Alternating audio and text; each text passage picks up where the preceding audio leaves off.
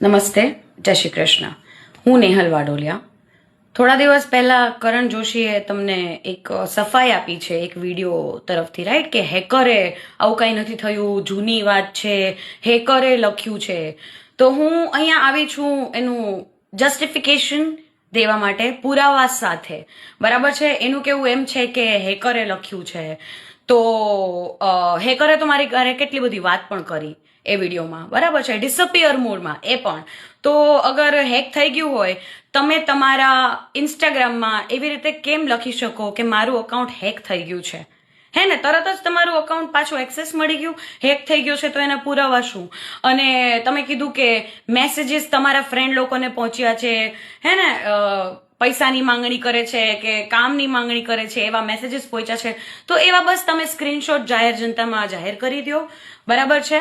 અને તમે મને એવું કીધું હતું કે તમારા ફ્રેન્ડે લખ્યા છે, અને એ વસ્તુ ડિસઅપિયર મોડમાં વાત થઈ હતી આપણી. અને મેં પૂછ્યું કે જે વ્યક્તિ પોતાનો નંબર આપવામાં ગભરાય છે એ પોતાનો ફોન કેમ આપી દે કોઈ બીજા માણસને? તો કે મારા ફ્રેન્ડને મેં જ આપ્યો તો ફોન. અચ્છા, કોણે આપ્યો તો ફોન? મેં કીધું તારા ફ્રેન્ડને.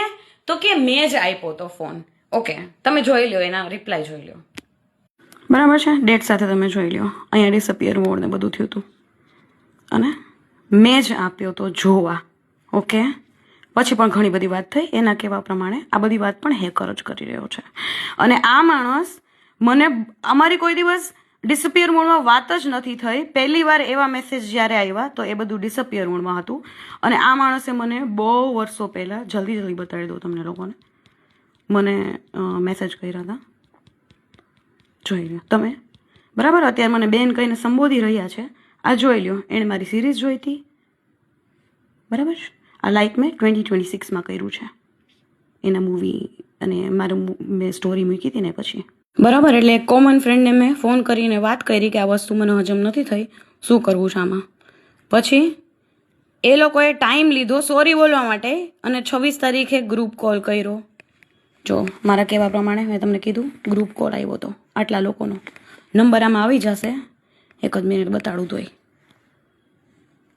યા, આ બધી વસ્તુ મેં સરને કીધી હતી સૌથી પહેલી વાર પોસ્ટ કર્યા પહેલા વિડીયો, તો એણે જવાબ ના આપ્યા. પોસ્ટ કરી દીધો, પછી એમના કોલ આવ્યા હતા.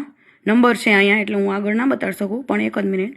એમના કોલ આવ્યા હતા કે પ્લીઝ ડિલીટ કરી નાખું ફલાણું ઢીકણું, બરાબર? તો મેં અકાઉન્ટમાંથી પહેલી વાર ડિલીટ કર્યું કે હા સોરી બોલાવડાવશે, ખબર નહીં ક્યારે. તો ડિલીટ કર્યું તો એણે 25 તારીખે આ પોસ્ટ કરી નાખી કે અકાઉન્ટ હેક થઈ ગયું છે. અને 27 તારીખે ગ્રુપ કોલ આવ્યો હતો, જોયું? જો મેં શું કીધું, આ બધા કારણે મારી તો છાપ ખોટી થાય ને, અને હું હાવ ભોળી ભૂત જેવી કે ત્યારે મેં સમજ્યું નહીં કે આમાં મારા જ પગમાં કુલ્હાડી મારી છે. હવે એણે સોરી કહી દીધું, પણ મારી બુદ્ધિ એટલી ના આવેલી કે બધી જગ્યાએ તો એવી છપાઈ ગયું ને કે અકાઉન્ટ હેક જ થયું છે. એટલે મારી તો ઇમેજ ડાઉન જ થઈ ગઈ, અને મારી ત્યારે નહોતી બુદ્ધિ ખુઈલી, કેમ કે ભાઈ સાહેબ બાપા સોરી ફલાણું ઢીકણું ભગવાનના સમ ને આવું બધું આપીને વાત દબાવી દીધી હતી, બરાબર છે?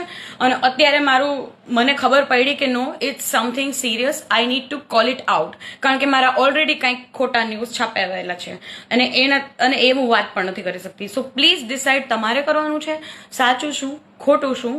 કાલ સવારે તમારી દીકરી હારે કંઈક આવું થશે ત્યારે તમે શું કરશો એ તમે ડિસાઇડ કરજો. બાકી મને કાંઈ લેવા દેવા નહીં, મારે કોઈ ઇન્ડસ્ટ્રીમાં કાંઈ કામ નથી કરવું. તો પ્લીઝ કાંઈ પણ ખોટા ન્યૂઝ કે કાંઈ ફેલાવતા નહીં.